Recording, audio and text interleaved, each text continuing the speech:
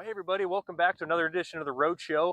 Standing here in my home area, central Iowa today. Got a beautiful June day. The wind has calmed down a little bit. It's been beating us around the last few days. The heat's been absolutely insane.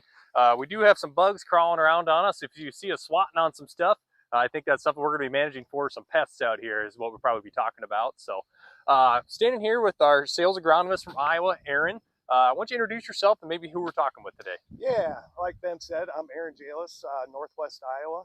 Been covering the western part of Iowa with AgXplore for about the last 5 years. I've had the pleasure to work with Greene County Agronomy out of Jefferson, Iowa, right here in central Iowa. They have a egg business, complete retail, fertilizer, seed, chemicals, and what they do a lot of is doing a lot of scouting, working with growers, making recommendations. I'm standing here with Kaylee, intern. But Kaylee, go ahead and introduce yourself. So I'm Kaylee. I'm going to New Mexico State University, and I'm doing an internship over the summer with Greene County Agronomy Services. And Mike Richards, you're new with Greene County Agronomy as well. Tell them a little bit about yourself. Sure. Yeah, my name is Mike Richards, and I'm a local. I grew up in northern Greene County, and I've had some experience as a pioneer rep and educator at Iowa Central, and now I'm at Greene County Agronomy. Really looking forward to working with Tyler and Hannah and their group of customers. So Yeah, you bet. But really, this is what you guys do most of your days, is out here taking a look at the corn, taking a look at the soybeans, see what we can do to manage it. Is that a pretty fair statement? yeah, I think one of the things that we're trying to accomplish is more face time with our customers and being out in the field and really seeing what's going on, and that way we can be proactive in what we're doing and some of the management decisions we're trying to help them make. And speaking of management decisions, let's take a step back. The season last season in this western Iowa, it was pretty tough. Way too much rain. In fact, if we don't even want to talk about it, that'd be just fine. But as we came into this spring, what did the spring shape up to look like? When did we start hitting the go button here in central Iowa? Yeah, we were pretty fortunate last year here. We had some record yields, and so in some cases some of our customers had the best year maybe they've ever had. And so as we moved into 2025, our go date was April 10th, and we had a lot of guys started with soybeans first, believe it or not. And was that, not to interrupt you from going here, but I want to inquire a little bit about that. Was that more from a logistics standpoint, wanting to get some beans in first, or was that from more of like an adverse weather, soil wasn't quite fit for corn yet? Well, I think a combination of the two. Some people I don't think felt like the ground was quite warm enough yet and was still a little damp. And in this general area, in Greene County specifically, there's been a trend moving to earlier planted soybeans. A lot of growers feel like they're picking up some additional bushels. And so between those two factors, I think that's why we saw more people going with the early planted soybeans. However, I think the guys that also planted corn first are glad they did, as it turned out. Some of those corn crops, fields look probably the best, as far as getting out of the ground like you like. And some of the mid-April, Easter time planting, those fields struggled a little bit to get out of the ground, and the stands were somewhat uneven. Yep. I know where I'm from, a lot of the corn went in right that week before Easter, and it went into really good soil, but then it got cold and wet, and it rained for, was it 10, 14 days after Easter, and the stand was just kind of wishy-washy, but everything's kind of found its feet now. Yes. And I think that's kind of what we're looking at here is a good stand of corn. We're looking at probably V6, V7, somewhere in there. I haven't actually counted, so we're just going to generalize a little bit. And so we've got the corn in the ground, we've got the soybeans in the ground. Some was off to a rough start, some was off to a good start. What are some decisions we made in between planting to here? Are we wrapping up herbicide timing here in central Iowa? What are we looking at? Yeah, I think, for us at least, we've done both corn and soybean applications. Yep. And we're probably done with most of the corn, I think, and we're getting close on the soybeans. Some of our recent rains have kind of kept us from finishing up. Cleaned But, up a little bit. we also did a lot of urea applications as well.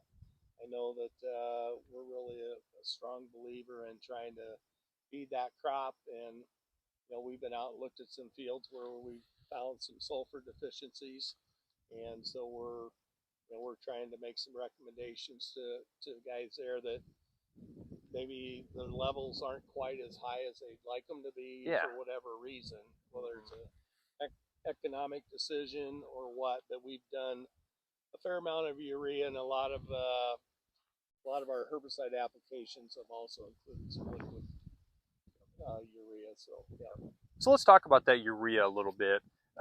When was that going out? Around what time?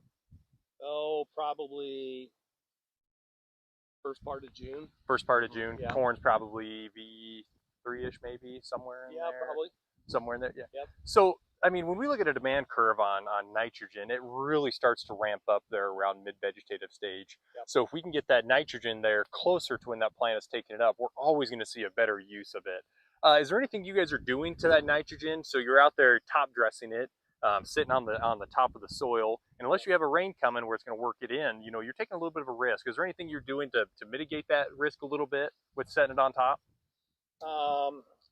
Treating it or anything? Yeah, I'm fairly new at this. I'm kind of coming in right midstream, but I'm just trying to think of the product. Maybe you guys can help me, but Product called Contain Advance yes, is what you're utilizing. Yep. We're coating the urea and protecting that nitrogen throughout the growing season. So I guess I wasn't necessarily looking for a product drop, Sure. but we're just looking for you utilizing something to coat that urea with the MVPT source to make sure we're not volatilizing it into the atmosphere. Yeah, and I think that's a really smart idea, because unless you're 12, 24 hours right before rain, you're going to lose some of that up. So we got the urea down. We've got that post-emerge. I've seen trucks coming in and out of your location. It looks like they're doing some fair amount of nutritional. I saw maybe a sugar source. Maybe talk a little bit about what we're expecting there with giving it an energy. Yeah, so I think one thing that we've tried to focus on, I know Tyler has been very proactive again, is thinking about that plant and what's going to drive the addition of sugars and improving photosynthesis, and hopefully in the long run going to increase yield from that, give you a healthier plant as we get into midsummer and move it into August. So that's kind of what our goal is. When you look at the staging of the corn too, we were probably a couple weeks ago, we were at that V4 by V5 level. Right. That's when that corn is really starting to determine yield. So anything to keep those plants happy, no bad days, eating at the proper nutrition, managing the nitrogen by coating the urea, and getting the right sources out there to keep that plant healthy. And we're trying to work with our growers too, to educate them as well on what are some key stages of growth with corn, like V6, V9, when we're determining rows around and length in the kernel, and that's when like you said, you want that plant healthy, and so we can try and maximize everything we can at this stage. Yep, and I think that's a really good point to talk about what we're doing this summer. So Kaylee, we were talking before we got out to the field about what you get to do as an intern out in the field here, and it involves 4 blades and taking some cool pictures. What are we looking to do with that? Oh, we got our new drone, and so we've been using it a lot for boundaries, NDVI, pictures of the corn and soybeans, and just scouting. Honestly, it's nice to get up there, take some pictures, and see what you got. And it's more than just NDVI. So I fly the same drone, so I'm a little bit of a geek about it. Yeah. We're taking multiple indices of the crop with these wavelengths and colors that our eyes can't see. A lot of times when NDVI, we get an image, we can generally see that with our eyes. We can see a little bit more vegetation. We can see that it's canopied a little bit sooner. That's what vegetative index is showing us, or NDVI. So if we can start looking at a red edge or a chlorophyll index, which is what we're going to do after the camera shuts off, is we're going to fly this field and see what we're looking at. We can get a really good picture of what that plant is going through. So I think that's really cool. I think you're going to learn a lot this summer doing that.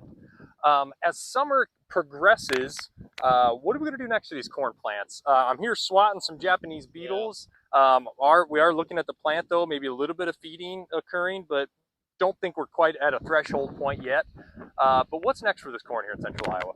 Well, as we move into midsummer, we get, I was looking at some corn this weekend that was B10 to B12 and rolled the leaves back. It looked to me like probably 18 days. So, 2 to 3 weeks, some of this corn's probably going to start tasseling. Yep.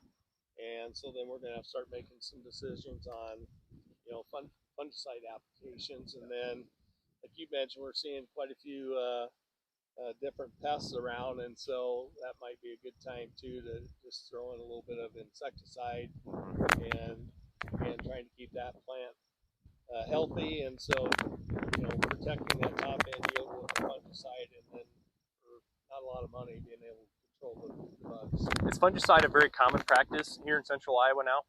It has been, I think, with Greene County Agronomy. Just in, I've lived in Jefferson and I've known Tyler quite a while, and he's very proactive, and so I think he's got his customers believing that there's some real benefit to using fungicides.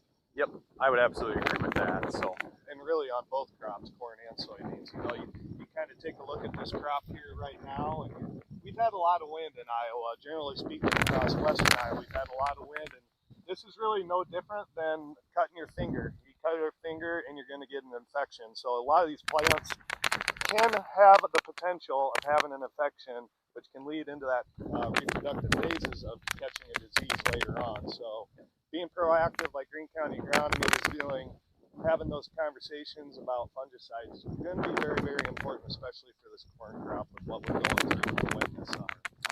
And especially on the soybeans, I take a look at the soybeans. We've had a lot of heat in areas. We've had a lot of moisture, so I think about maybe we could have the potential for white mold. Yep. Those first applications need to start happening really pretty soon. Yep. To be proactive on a disease like white mold. So, one thing too, this is my first time having an intern, and so it's been so far a great experience to be able to have Kaylee to go out with me, or let her go off on her own, and we're probably going to start scouting too for some rootworm feeding and things like that also. And our big focus is just trying to get in front of our customers as much as we can, to be their partners. We try and make some decisions as we go throughout the growing season. For sure. Being a good partner, making in-game decisions. We start with plan A when we're, prepaying some of our stuff, and then we get wind thrown at us, and we get hail thrown at us, and we get all these things thrown at us, and it's just being a good partner and growing the best crops possible. So I'll finish with the question: if the people watching were to come to your area, Jefferson, where's the one place they need to go to eat at? I'd say Mexican. Mexican? Which one? Casa de Oro. Casa de Oro, is that right? Well, you're going to get a different question because you're in New Mexico. So if our viewers make their way to your area in New Mexico, where do they need to go? Oh, Andales. Andales? Andales Doghouse, though. They got good beer and they got Mexican food. Well, I don't know if we should go into detail about the beer because I'm not sure who the audience will be, but we'll make our way to Andales. We'll make our way to, was it Casa de Oro. Casa de Oro. So this wraps up our edition of the Roadshow here in central Iowa. Thanks for joining us.